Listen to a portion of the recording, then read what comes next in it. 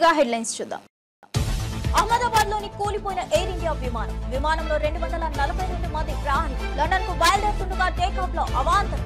మేఘాని Nagar ఘేరాసర్ camp ప్రాంతంలో దుర్ఘటన. ఆస్తి ప్రాణ నష్టం వివరాలు ఇంకా తెలియాల్సి ఉంది. గుజరాత్ మాజీ సీఎం విజయ్ రూపానీ పరిస్థితిపై తీవ్ర ఉత్కంఠ. ఆయన బిజినెస్ క్లాస్ లో ప్రయాణిస్తున్నట్టు రికార్డుల్లో నమోదు. ఈ విషయంపై అధికారిక ప్రకటన ఇంకా వెలువడలేదు. దిగ్భ్రాంతి వ్యక్తం చేసిన మోదీ పౌర విమానయాన మంత్రి రామ్మోహన్ నాయుడుతో ఫోన్లో మాట్లాడారు. అమరావతి మహిళలపై జుగుప్సాగర వ్యాఖ్యలు. కృష్ణంరాజుకు జూన్ 26 వరకు రిమాండ్ విధించిన మంగళగిరి కోర్టు. సాక్షి టీవీ లైవ్ షోలో అమరావతి మహిళలను కించపరిచే వ్యాఖ్యలు. ఇప్పటికే రిమాండ్ లో ఉన్న కొమ్మినేని శ్రీనివాసరావు. మోదీ పాలనలో దేశం గర్వించేలా అభివృద్ధి జరిగిందన్న ఈటల. ఆర్థిక వ్యవస్థను ప్రపంచంలో 4వ స్థానానికి తెచ్చామని వ్యాఖ్య. కేంద్ర నిధులపై రాష్ట్ర ప్రభుత్వం అసత్య ప్రచారం చేస్తుందని మండిపాడు.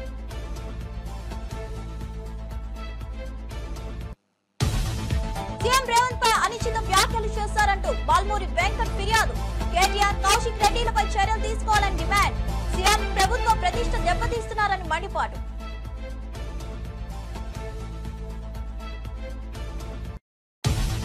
గ్రామ పంచాయతీలకు 16 నెలలుగా నిధులు అందడం లేదన్న హరీష్ రావు. నిధుల కేటాయింపుల్లో ప్రభుత్వం విఫలమైందని మండిపాడు. టీఆర్ఎస్ ప్రభుత్వం క్రమం తప్పకుండా నిధులు విడుదల చేసిందని వ్యాఖ్య.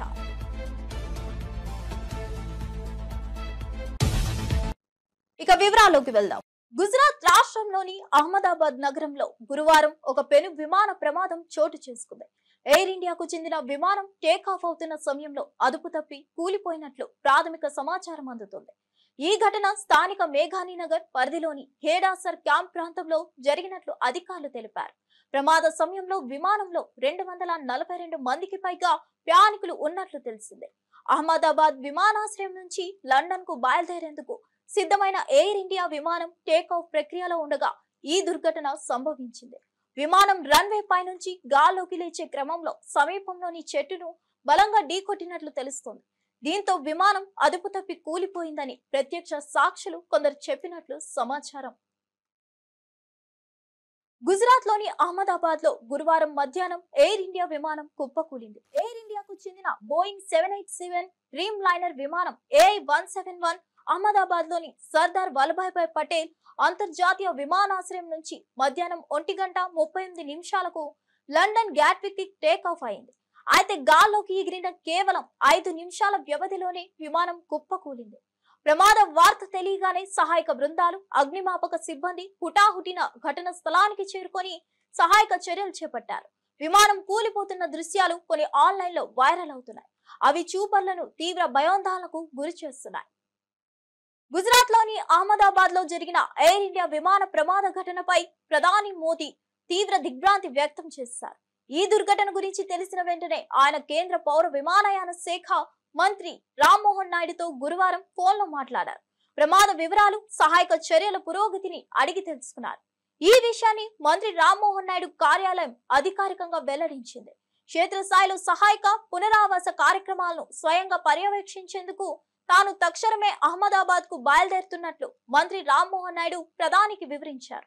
దీనిపై స్పందించిన ప్రధాని మంత్రి ప్రమాద బాధితులకు అవసరమైన అన్ని రకాల సహాయ సహకారాలను వెంటనే అందించాలని మంత్రికి స్పష్టమైన ఆదేశాలు జారీ చేశారు. అంతేకాకుండా పరిస్థితిని ఎప్పటికప్పుడు తనకు తెలియజేస్తూ ఉండాలని సూచించారు. గుజరాత్ లోని అహ్మదాబాద్ లో ఎయిర్ ఇండియాకు చెందిన బోయింగ్ 787 డ్రీమ్ లైనర్ విమానం AI-171 టేకాఫ్ అయిన కొద్ది నిమిషాలకే కుప్పకూలిన ఘటన తీవ్ర విషాదం కలిగించింది. ఈ దుర్ఘటనలో గుజరాత్ మాజీ ముఖ్యమంత్రి విజయ్ రూపానీ కూడా ప్రయాణిస్తున్నట్లు మీడియా పరంగా నిర్ధారణ అయింది. అయితే ఈ విషయంపై అధికారిక ప్రకటన ఇంకా వెలువడలేదు. సర్దార్ వల్లభాయ్ పటేల్ అంతర్జాతీయ విమానాశ్రయం నుంచి బయలుదేరిన ఈ విమానం సమీపంలోని మేఘాని ప్రాంతంలో కూలిపోయినట్లు అధికారులు తెలిపారు. ప్రమాదం జరిగిన వెంటనే విమానం నుంచి దట్టమైన నల్లటి పొగలు ఆకాశాన్ని కమ్మేశాయి. సుదూర ప్రయాణానికి సరిపడా ఇంధనం నిండుగా ఉండడంతో విమానం నేల కూలిన వెంటనే భారీగా మంటలు చెలరేగాయని ప్రత్యక్ష సాక్షులు తెలిపారు. ఈ మంటల కారణంగా సహాయక చర్యలకు తీవ్ర ఆటంకం ఎదురవుతుంది. రాజధాని అమరావతి మహిళల ఆత్మ గౌరవాన్ని కించపరిచేలా తీవ్ర వ్యాఖ్యలు చేశారన్న ఆరోపణలు ఎదుర్కొంటున్న పాత్రికేయుడు కృష్ణంరాజుకు మంగళగిరి కోర్టు 14 రోజుల జ్యుడిషియల్ రిమాండ్ విధించింది. ఈ మధ్యాహ్నం ఆయన కోర్టులో హాజరుపరచుగా ఇరు వర్గాల వాదనలు విన్న న్యాయమూర్తి ఈ నెల 26వ తేదీ వరకు రిమాండ్ విధిస్తూ ఉత్తర్వులు జారీ చేశారు. దీంతో కృష్ణంరాజును గుంటూరు జిల్లా జైలుకు తరలించారు. సాక్షి టీవీ ఛానల్లో ఈ నెల 6వ తేదీన ప్రసారమైన కేఎస్ఆర్ లైవ్ షో అనే చర్చా కార్యక్రమంలో వివిఆర్ కృష్ణంరాజు పాల్గొన్నారు. ఈ సందర్భంగా అమరావతి మహిళల గురించి ఆయన చేసిన వ్యాఖ్యలు తీవ్ర వివాదాస్పదమయ్యాయి. అమరావతి వేశ్యల రాజధాని అన్నారు. ఆ వ్యాఖ్యలు మహిళల ఆత్మ గౌరవాన్ని దెబ్బతీసేలా అత్యంత హేయంగా ఉన్నాయంటూ రాష్ట్ర వ్యాప్తంగా తీవ్ర నిరసనలు వ్యక్తమయ్యాయి. పలు పోలీస్ స్టేషన్లలో ఆయనపై ఫిర్యాదులు కూడా అందాయి. అహ్మదాబాద్ లో జరిగిన భయానక విమాన ప్రమాదం కలకలం రేపుతోంది. మెడికల్ కాలేజీ హాస్టల్ మెస్ భవనంపై విమానం కూలిపోయిన ఘటనలో అహ్మదాబాద్ లో జరిగిన భయానక విమాన ప్రమాదం కలకలం రేపుతోంది. మెడికల్ కాలేజీ హాస్టల్ మెస్ భవనంపై విమానం కూలిపోయిన ఘటనలో అనేక మంది విద్యార్థులు ప్రాణాలు కోల్పోయినట్లు అధికారులు ధృవీకరించారు. ప్రమాదం జరిగిన వెంటనే రక్షణ బృందాలు, అగ్నిమాపక సిబ్బంది ఘటనా స్థలానికి చేరుకొని సహాయక చర్యలు చేపట్టాయి. మృతుల సంఖ్య పెరిగే అవకాశం ఉండడంతో ఆసుపత్రిలో అతి తక్కువ సమయానికే అత్యవసర వైద్యం అందించేందుకు ఏర్పాట్లు చేశారు. ప్రమాదానికి గల కారణాలపై విచారణ ప్రారంభమైంది. రాష్ట్ర ప్రభుత్వం శోకం వ్యక్తం చేస్తూ బాధిత కుటుంబాలకు మద్దతుగా ఉన్నట్లు ప్రకటించింది. ఈ ఘటన దేశవ్యాప్తంగా తీవ్ర దిగ్భ్రాంతిని కలిగించింది.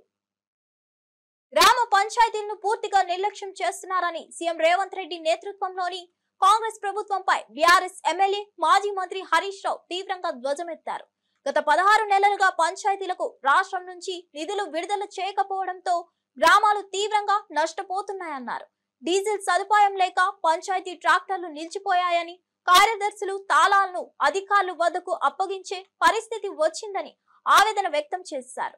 ఎక్స్ వేదికగా పోస్ట్ చేసిన హరీష్, ప్రభుత్వం మారితే మార్పు వస్తుందని కాంగ్రెస్ చెప్పింది, కానీ పల్లెల్లో కనిపిస్తున్న దుస్థితి ఇదేనా ఆ మార్పు అంటూ రేవంత్ రెడ్డిని ప్రశ్నించారు. గ్రామ స్వరాజ్యానికి నిధులు కేటాయించడంలో ప్రభుత్వం విఫలమైందని, ఇది మార్పు కాదు మోసమని ఎద్దేవా చేశారు. పంచాయతీ వ్యవస్థను బలోపేతం చేయాల్సిన సమయంలో ఇటువంటి చర్యలతో గ్రామాలు చీకటి గడులు ఎదుర్కొంటున్నాయని హెచ్చరించారు. ప్రజలు గెలిచి ప్రజాపాలన ప్రారంభమై నేటికి ఏడాది పూర్తయిందని మంత్రి నారా లోకేష్ వెల్లడించారు. ఈ సందర్భంగా ప్రభుత్వం ప్రతిష్టాత్మకంగా తీసుకొచ్చిన తల్లికి వందనం పథకాన్ని ఈ రోజు నుంచి ప్రారంభిస్తున్నట్లు తెలిపారు. ప్రతి తల్లికి వారి ఖాతాలో నేరుగా నగదు జమ చేయబోతున్నామని స్పష్టం చేశారు. ఒక్కో ఇంట్లో ఎంతమంది పిల్లలు ఉన్నా అందరికీ తల్లికి వందనం పథకం వర్తిస్తుందని అన్నారు. ఎన్నికల హామీని అమలు చేస్తూ ప్రభుత్వం తల్లుల గౌరవాన్ని కాపాడే దిశగా ముందడుగు వేసిందన్నారు.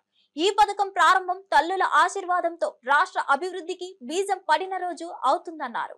ఒక ఉద్యోగాల విషయంలో చూస్తే మెగా డిఎస్సి ఏర్పాటు చేసి ఏకంగా 16,347 పోస్టులు ఈరోజు ప్రజాప్రభుత్వం భర్తీ చేస్తుంది. ఈ మెగా డిఎస్సిని ఎట్టి పరిస్థితులు ఆపాలని ప్రతిపక్ష పార్టీ సుమారుగా 24 కేసులు, ఈ రోజుతో 24వ కేసు కూడా డిస్మిస్ అయింది సుప్రీంకోర్టులో. 24 కేసులు వేశారు.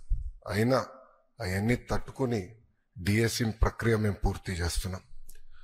గడిచిన 10 సంవత్సరాల్లో రాని పెట్టుబడులు ఈ సంవత్సరంలో తీసుకొస్తాం జరిగింది. 9.5 లక్షల కోట్ల పెట్టుబడి, తద్వారా 8.5 లక్షల మందికి ఉద్యోగాలు కల్పించడానికి మేము ఒప్పందాలు కుదుర్చుకున్నాం. అనేక దశల్లో ఆ ఇన్వెస్ట్మెంట్స్ ఉన్నాయి. డొమెస్టిక్ ఇన్వెస్ట్మెంట్స్ లో చూస్తే ఈరోజు భారతదేశంలోనే ఆంధ్ర రాష్ట్రం నంబర్ 1 ఉంది. 16% డొమెస్టిక్ ఇన్వెస్ట్మెంట్స్ లో ఆంధ్ర రాష్ట్రానికి వస్తాం జరిగింది. దాంట్లో భాగంగా TCS, LG, NTPC green, ఆసిలర్ Mittal, BPCL, Reliance, renew power లాంటి సంస్థలు ఈరోజు ఆంధ్ర రాష్ట్రంలో పెట్టుబడులు పెట్టడానికి ముందుకు వచ్చినాయి.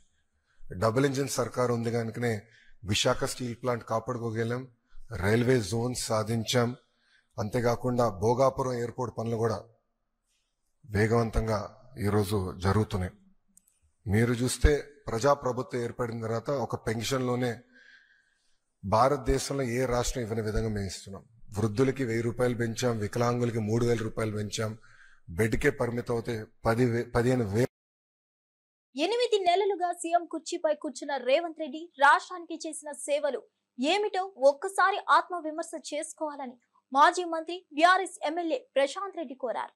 కేసీఆర్, కేటీఆర్, హరీష్ వంటి నాయకులను జైల్లో పెట్టాలనే రాజకీయ కోపం తప్ప రాష్ట్ర అభివృద్ధి కోసం ఒక్క సూచన చేయలేదని ఆరోపించారు. బీఆర్ఎస్ పార్టీ కార్యకర్తలు, సోషల్ మీడియా వారియర్స్, దిలీప్ లాంటి ఉద్యమకారులను అరెస్ట్ చేయడమే ఒక్కటే పని అయిందని విమర్శించారు. 100 రోజుల్లో 6 గ్యారంటీలు, 420 హామీలు ఇస్తానన్నారు. ఇప్పుడు 600 రోజులు దాటినా ఒక్కటి పూర్తిగా అమలు కాలేదని విమర్శలు గుప్పించారు. ప్రజలను మభ్యపెట్టే ఉద్దేర మాటలు ఆపి పాలనపై దృష్టి పెట్టాలని సూచించారు. పాలనంటే ప్రతీకారం కాదు, ప్రజల సంక్షేమం మర్చిపోవద్దని హితవు పలికారు.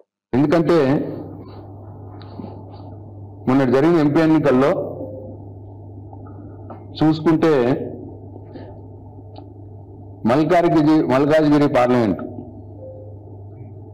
బీజేపీ అభ్యర్థి ఈటల రాజేందర్ గారి మీద అసలు ఆ ఏరియాకు, ఆ ప్రాంతానికి సంబంధం లేనటువంటి సునీతా మహేందర్ రెడ్డి గారిని ఎక్కడి నుంచో తీసుకొచ్చి తద్వారా పరోక్షంగా బీజేపీ ఎంపీ ఈటల రాజేందర్ గారు గెలవటానికి సహాయపడ్డది రేవంత్ రెడ్డి. అట్లనే అది వేరే పార్టీల నుంచి తీసుకొచ్చి, మళ్ళీ వేరే పార్టీల నుంచి, వేరే ప్రాంతం నుంచి తీసుకొచ్చి ఈటల రాజేందర్ గారు బలమైన నాయకుడు, ఆయన ఎదురుగా బలహీన అంటే నా ఉద్దేశం ఆ ప్రాంతానికి సంబంధం లేని వ్యక్తిని తీసుకొచ్చి నిలబెట్టి ఆయనను గెలిపించడానికి దోహదపడ్డాడు రేవంత్ రెడ్డి. అట్లనే జీవన్ రెడ్డి గారిది కరీంనగర్ జిల్లా. ఆయన కరీంనగర్లో బండి సంజయ్ గారి మీద పోటీ చేసే అవకాశం ఇస్తే కాంగ్రెస్ పార్టీకి బెటర్ క్యాండిడేట్. ఆయన కరీంనగర్లో ఇవ్వకుండా అక్కడ వెల్చాల రాజేంద్రరావు గారిని, ప్రత్యక్ష రాజకీయాలతో సంబంధం లేనటువంటి వ్యక్తిని, బండి సంజయ్, మరి ఆయన కూడా బలమైన నాయకుడు. ఏపీ మాజీ మంత్రి పేర్ని నాని ఆవేదనతో మీడియా మాట్లాడుతూ కూటమి మాయ మాటలతో ప్రజలను మభ్యపెట్టి అధికారంలోకి వచ్చారని విమర్శించారు. జగన్ జెండా మోసిన కార్యకర్తల ఇంట్లో జుబ్బలు, టపాసులు కాల్చి ఇంట్లో వేసి మానసిక ఆనందం పొందారు. అలాగే కార్యకర్తల ఇంట్లో పూల కుండీలను బద్దలు కొట్టడం, కార్యకర్తలపై భౌతిక దాడులకు దిగడం చేశారని ఆరోపించారు. చంద్రబాబు ప్రమాణ స్వీకారం ఆలస్యం కావడానికి మధ్యలో వైఎస్ఆర్సీపీ కార్యకర్తలపై దాడులే ప్రధాన కారణమని నాని పేర్కొన్నారు. పార్టీ కోసం పనిచేసిన వాళ్ళపై అక్రమ కేసులు పెడుతున్నారని, కాకాని గోవర్ధన్, కొడాల నాని, తాను ఇలా చాలా మంది నేతలపై తప్పుడు ఆరోపణలు మోపుతున్నారని అన్నారు. ఆ రోజు ఫోటోకి మాత్రం స్వచ్ఛ భారత్ అని చెప్పని వచ్చి ఫోటో దిగి ఆ రోజున ఆ గోడౌన్లు ఖాళీ చేయండి అని చెప్పని చంద్రబాబు చెప్పటం, వెంటనే వాళ్ళు శరవేగంగా దాంట్లో ఉన్న సరుకు అంతా కూడా బయటికి తోలుకునే పనిలో ఉన్నప్పుడు ఒక రోజు వచ్చాడు. సార్ షార్టేజ్ కనపడుతున్నాడు. షార్టేజ్ ఎందుకే అని చెప్పని గట్టిగా అరిచాను, ఎందుకు వస్తుంది షార్టేజ్ అయ్యి. సరే వెంటనే నాకు ఈ వ్యవహారం మీద పెద్ద అనుభవం లేక ఒక రైస్ మిల్లర్ని పిలిచి తీసుకునేది మొత్తం బస్తాలన్నీ లెక్కెట్టించాం. తేడా కనపడుతుంది, బాగా అందరిని తిట్టి. రెండోది ఏంటంటే దాంట్లో నేను పెట్టుకున్నది ఎవరినాయా అంటే నేనెవరిని ఉద్యోగానికి పిలిచిపెట్టల. ఒక ఆయన ఇక్కడే ఉన్నాడు, ఈ పేట ఆయన ఇబ్బందుల్లో ఉంటే ఓ రోజు వస్తే సరే అక్కడికి వెళ్ళి పనిచేయమని చెప్పాను. ఇంకొక ఆయన వేముల గాంధీ గారు, ఆయనకి 2 కిడ్నీలు చెడిపోయి సావు బతుకుల్లోంచి బయటకు వచ్చి ఇల్లుకి ఇబ్బందిగా ఉందని నాకు కవర్ చేస్తే వాళ్ళ మనవరాలని దాంట్లో పనిచేయమని చెప్పాను. నాకు అవసరం ఉండి కాదు, జీతం ఇవ్వటం కోసం. నేను పెట్టుకున్నది వీళ్ళని, ఏ రోజు దాంట్లోకి వెళ్ళేవాడిని కాదు. అసలు అయిపోయింది. ఆ డిపార్ట్మెంట్లో షార్టేజ్ కనపడింది, వచ్చాడు, మనకు కూడా షార్టేజ్ తేడా కనపడింది. ఇతని మీద నాకు నమ్మకం, ఎందుకంటే దగ్గర మీ అందరికీ తెలుసు 2015లోనో ఇప్పుడు వచ్చాడు. 15లో ఆంధ్రప్రదేశ్ లో కూటమి ప్రభుత్వం అధికారంలోకి వచ్చి ఏడాది పూర్తి కావడంతో వైఎస్ఆర్సీపీ స్పందనగా విమర్శలతో కూడిన పుస్తకాన్ని విడుదల చేసింది. తాడేపల్లిలోని వైఎస్ఆర్సీపీ కేంద్ర కార్యాలయంలో జరిగిన ఈ కార్యక్రమంలో party state coordinator Sajjala Ramakrishna Reddy పుస్తకాన్ని ఆవిష్కరించారు. జగన్ అంటే నమ్మకం, చంద్రబాబు అంటే మోసం అనే శీర్షికతో ఈ పుస్తకం విడుదలైంది. ఈ కార్యక్రమంలో మాజీ మంత్రులు అంబటి రాంబాబు, విడుదల రజనీతో పాటు పలువురు ముఖ్య నేతలు పాల్గొన్నారు. పుస్తకం ఆవిష్కరణ సందర్భంగా సజ్జల మాట్లాడుతూ, గత ఏడాది 3 పార్టీల కలయికగా ఏర్పడిన కూటమి ప్రభుత్వం అధికారంలోకి వచ్చింది. కానీ ఇప్పటి వరకు ఒక్క హామీని కూడా అమలు చేయలేకపోయారు. ప్రజల గొంతు వినకుండా రాజ్యాంగాన్ని విరుద్ధంగా ఉపయోగించి పాలన చేస్తున్నారని ఆరోపించారు. ఈరోజు కూటమి ప్రభుత్వం చంద్రబాబు నాయుడు గారి నేతృత్వంలో ప్రమాణ స్వీకారం చేసింది. అది జరిగి ఈరోజుకు ఏడాది. బహుశా సాధారణంగా ఒక ప్రభుత్వం తర్వాత ఒక ప్రభుత్వం వచ్చినప్పుడు కొద్దిగా తేడాలు అటు ఇటుతో ప్రభుత్వం అనేది ఒక మామూలు దీనిగా జరుగుతూ ఉంటుంది. పాలనా వ్యవహారాలు. కానీ 2019-24 మధ్య ఇంతే ల్యాండ్ స్లైడ్ విక్టరీతో, ఇంతకంటే ఎక్కువ, ఎందుకంటే ఒకే పార్టీ ఒక సింగిల్ పార్టీగా వైఎస్ఆర్సీపీ పోటీ చేసి ఆ రోజు 151 సీట్లతో గెలిచినప్పుడు ఇదే రకంగా ఒక ఘనమైన విజయంతో 19లో పాలన మొదలుపెట్టారు జగన్మోహన్ రెడ్డి గారు. సో అప్పటికి ఒక గీటురాయి ఏర్పాటు చేశారు, ఒక కొలమానం కొలబద్ద 19-24 మధ్య తన పాలనతో జగన్మోహన్ రెడ్డి గారు. 24 అంటే ఏడాది క్రితం చంద్రబాబు నాయుడు గారు మళ్ళీ అధికారంలోకి వచ్చారు. 3 పార్టీలు కలిసి భారీ మెజారిటీతో, అత్యంత భారీ మెజారిటీతో అధికారంలోకి వచ్చాడు. 3 పార్టీలు కలిసి. అప్పటి నుంచి ఈ సంవత్సరం అయింది. ఇప్పుడు సహజంగానే జగన్మోహన్ రెడ్డి గారి పాలనలో తొలి ఏడాది, చంద్రబాబు నాయుడు గారి పాలనలో తొలి ఏడాది ఎట్లుంటుంది అనేది కంపారిజన్ రాష్ట్ర ప్రజలందరూ గమనిస్తున్నారు. మేధావులు, విశ్లేషకులు కూడా దాన్ని అనలైజ్ చేస్తున్నారు. సహజంగానే అంతటి ఘనమైన పాలన అందించిన పార్టీగా వైఎస్ఆర్సీపీ ఈరోజు ఈ రెండింటిని బేరీజు వేసి ఇది వాస్తవ చిత్రం అని చూపే ప్రయత్నం చేసింది. అందులో భాగంగానే జూన్ 4న ఒక్క హామీని కూడా నిలబెట్టుకోకుండా పూర్తిగా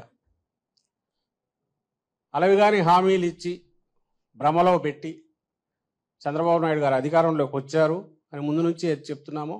ఆచరణలో అదే జరగడం, పైగా ఎక్కడ గొంతు పెగలకుండా, నోరెత్తకుండా, క్వశ్చన్ చేయకుండా అన్ని గొంతుకలను రెడ్ బుక్ పాలన పేరుతో, రాజ్యాంగం పేరుతో తొక్కి పెట్టడం, ఈ రెండు. దాంతోపాటు ఆ మాట అనంతపురం జిల్లా రామగిరిలో మైనర్ బాలికపై జరిగిన లైంగిక దాడి కేసు రాష్ట్ర వ్యాప్తంగా కలకలం రేపుతోంది. ఈ కేసు తీవ్రతను దృష్టిలో ఉంచుకొని మహిళా కమిషన్ చైర్పర్సన్ రాయపాటి శైలజ ఘటన ప్రాంతానికి సందర్శించారు. ఆమె మాట్లాడుతూ, గత 2 సంవత్సరాలుగా ఓ మైనర్ బాలికపై లైంగిక దాడులు జరుగుతున్నాయని విచారకరమైన విషయాన్ని వెల్లడించారు. ఈ సందర్భంగా కాలం బాగోలేదు, అమ్మాయిలు జాగ్రత్తగా ఉండాలి, ఏవైనా అనుమానాలు ఉంటే తల్లిదండ్రులకు చెప్పాలి అంటూ ఆమె సూచనలు చేశారు. అయితే తన ప్రసంగంలో మైనర్ బాలిక పేరు బయటపెట్టిన శైలజ అది పొరపాటుగా జరిగిందని క్షమాపణ తెలిపారు. కానీ ఆమె వ్యాఖ్యలు సుప్రీంకోర్టు నిబంధనలకు విరుద్ధంగా ఉండడంతో వివాదం చెలరేగింది. అది కాదు, ఆ అమ్మాయి నాకు తెలిసి 3rd వెళ్ళిపోయింది కాబట్టి పోస్ట్ మార్టం రిపోర్ట్ ప్రకారం 7th దొరికింది. పోస్ట్ మార్టం చేశాక 3-4 డేస్ అయి ఉంటుంది incident జరిగంటే, approximately 4th or 5th అయి ఉంటుంది ఇన్సిడెంట్ జరిగి అమ్మాయిని అలా అంటే నేచర్ బయటే అలా వదిలేసి ఉంది కాబట్టి ఆ సన్నుకు కానివ్వండి లేకపోతే పురుగులకు కానీ ఆ బ్లడ్ బయటకు వచ్చి కాటం వల్ల చాలా క్రూరంగా అతను అమ్మాయిని రాయితో కొట్టడం కానివ్వండి, బాటిల్ అంటే చెప్పచ్చో లేదో నాకు తెలియదు కానీ చాలా ఇదిగా చేశాడు. సో హెడ్ ఇంజరీ అయ్యి ఆ బ్లడ్ అంతా బయటకు వచ్చి అది 3-4 డేస్ అంటే అది కలర్ మారుతుంటుంది కదా, అంతా నల్లగా అయిపోయి, సో కరెక్ట్గా వాళ్ళు దగ్గరికి వెళ్ళి చూడకుండా ఏదో ఇలా చేసేసని ఇవ్వటం వల్ల ఆ రిపోర్ట్ వల్ల ఐ థింక్ ఆయన మీద యాక్షన్ తీసుకున్నారు. ఎందుకంటే ఇన్వెస్టిగేషన్ పోస్ట్ డెత్ సరిగ్గా బయటికి వెళ్ళలేదని. సో బట్ పోలీసుల ప్రకారం వాళ్ళు ఎఫ్ఐఆర్ కాపీ 4th రిజిస్టర్ చేశారు. వెంటనే అక్యూజ్డ్ని కూడా వాళ్ళు ఇది తీసుకొని కేసు ఆల్రెడీ రిమాండ్కి పంపించారు. నెక్స్ట్ సత్యసాయి జిల్లాలో జరిగిన ఇన్సిడెంట్ అది అంటే తను ఇప్పుడు ఇక్కడ ఉంది కాబట్టి, అనంతపూర్ హాస్పిటల్లో ఉంది కాబట్టి సో ఇక్కడ మాట్లాడాల్సి వస్తుంది. తంది అంటే ఆడపిల్లలు ఇందాక అనుకున్నాం కదా, ఆర్థికంగా తక్కువగా ఉన్నా లేకపోతే అమ్మ ఒంటరిదైనా కూడా మెయిన్ అలాంటి ప్రధాని మంత్రి నరేంద్ర మోదీ నాయకత్వంలోని కేంద్ర ప్రభుత్వం గత 11 సంవత్సరాలుగా సాగిస్తున్న సుపరిపాలన ప్రతి భారత పౌరుడు గర్వపడేలా ఉందని మల్కాజ్గిరి పార్లమెంట్ సభ్యులు ఈటెల రాజేందర్ అన్నారు. సామీర్పేటలోని ఆయన నివాసంలో ఏర్పాటు చేసిన మీడియా సమావేశంలో ఈటెల మాట్లాడుతూ 2014కు ముందు దేశ ఆర్థిక పరిస్థితి అత్యంత దయానీయంగా ఉండేదని, దేశాభివృద్ధి బీజేపీతోనే సాధ్యమని ప్రజలు నమ్మి అధికారం అప్పగించారని, ఆ నమ్మకాన్ని నిలబెట్టుకున్నామని ఆయన పేర్కొన్నారు. PMGSY కింద రోడ్లు ఇచ్చేటువంటి ఆనవాయితీ వాజ్పేయి గారు స్టార్ట్ చేసింది. వారు స్టార్ట్ చేస్తే దాదాపు ఈ రాష్ట్రంలో కూడా 5,000 కోట్ల రూపాయలతో ప్రతి గ్రామానికి డాంబర్ రోడ్డు ఫెసిలిటీ అందించినటువంటి ప్రభుత్వం భారత ప్రభుత్వం. చెప్పుకుంటూ పోతే చాలా ఉన్నాయి, కానీ ఇక్కడి ప్రభుత్వం మాత్రం కళ్ళుండి చూడలేని కబోతుల్లాగా విమర్శించడమే ఎజెండాగా పెట్టుకొని బుద్ధి దేశంతో రాష్ట్రానికి ఏమిచ్చింది సెంటర్ అని చెప్పి మాట్లాడుతూ ఉన్నారు.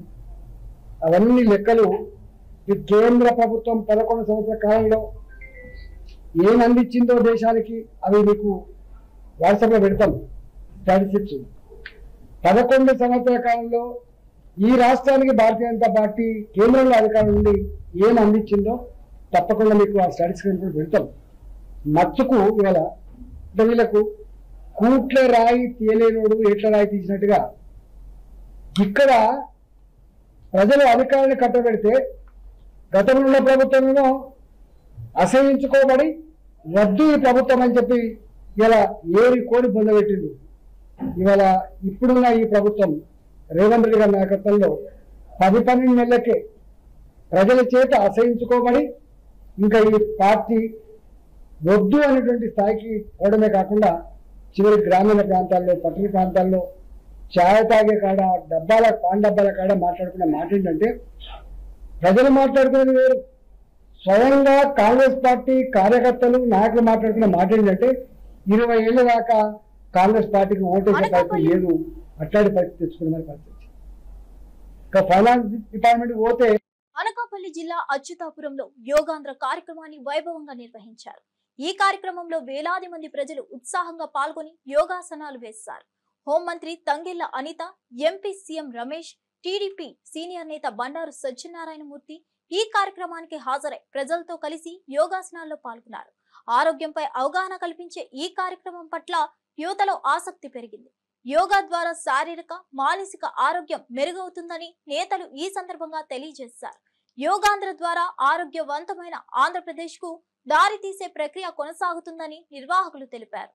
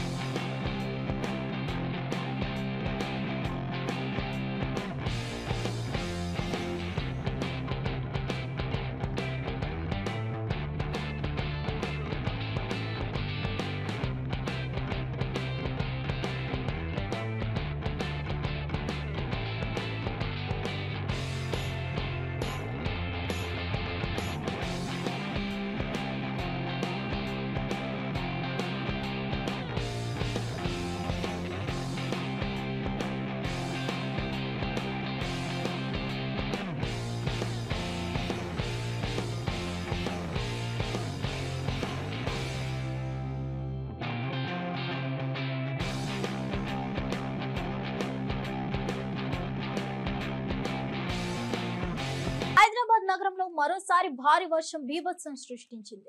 ఉరుములు, మెరుపులతో కూడిన వర్షానికి పలు లోతట్టు ప్రాంతాలు జలమయమయ్యాయి.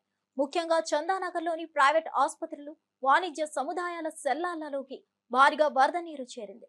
అందుకోసం 10కి పైగా ట్రాక్టర్లతో సుమారు 3 గంటల పాటు సిబ్బంది శ్రమించి నీటిని తోడుతున్నారు. వర్షం తీవ్రతకు సంబంధించి వీడియోలు ప్రస్తుతం సోషల్ మీడియాలో వైరల్ అవుతున్నాయి. ఆసుపత్రులు, క్లినిక్స్ లోకి నీరు చేరడంతో వైద్యం అవసరమున్న రోగులు తీవ్ర ఇబ్బందులు ఎదుర్కొంటున్నారు. జీహెచ్ఎంసీ అధికారులు వెంటనే స్పందించి సహాయక చర్యలు ప్రారంభించారు. నగర వర్షాలపై ముందు జాగ్రత్త చర్యలు తీసుకోవాలన్న డిమాండ్ ప్రజల్లో మొదలైంది. అహ్మదాబాద్ లోని కూలిపోయిన ఎయిర్ ఇండియా విమానంలో 242 మంది ప్రయాణికులు లండన్ కు బయలుదేరుతుండగా టేకాఫ్ లో అవాంతరం. మేఘాని నగర్ ఘేడాసర్ క్యాంప్ ప్రాంతంలో దుర్ఘటన. ఆస్తి ప్రాణ నష్టం వివరాలు ఇంకా తెలియాల్సి ఉంది. గుజరాత్ మాజీ సీఎం విజయ్ రూపానీ పరిస్థితిపై తీవ్ర ఉత్కంఠ. ఆయన బిజినెస్ క్లాస్ లో ప్రయాణిస్తున్నట్టు రికార్డుల్లో నమోదు. ఈ విషయంపై అధికారిక ప్రకటన ఇంకా వెలువడలేదు. దిగ్భ్రాంతి వ్యక్తం చేసిన మోదీ పౌర విమానయాన మంత్రి రామ్మోహన్ నాయుడుతో ఫోన్లో మాట్లాడారు. అమరావతి మహిళలపై జుగుప్సాగర వ్యాఖ్యలు. కృష్ణంరాజు కు జూన్ 26 వరకు రిమాండ్ విధించిన మంగళగిరి కోర్టు. సాక్షి టీవీ లైవ్ షోలో అమరావతి మహిళలను కించపరిచే వ్యాఖ్యలు. ఇప్పటికే రిమాండ్ లో ఉన్న కొమ్మినేని శ్రీనివాసరావు. మోదీ పాలనలో దేశం గర్వించేలా అభివృద్ధి జరిగిందన్న ఈటెల. ఆర్థిక వ్యవస్థను ప్రపంచంలో 4వ స్థానానికి తెచ్చామని వ్యాఖ్య. కేంద్ర నిధులపై రాష్ట్ర ప్రభుత్వం అసత్య ప్రచారం చేస్తుందని మండిపాడు.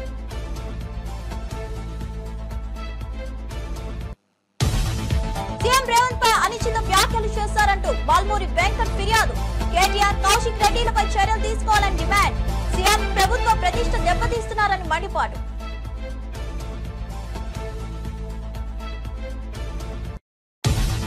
గ్రామ పంచాయతీలకు 16 నెలలుగా నిధులు అందడం లేదన్న హరీష్ రావు. నిధుల కేటాయింపుల్లో ప్రభుత్వం విఫలమైందని మండిపాటు.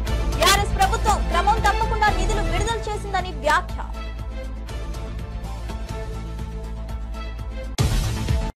ఇవన్నీ బులెటిన్ విశేషాలు. మరో బులెటిన్ తో మళ్ళీ కలుద్దాం.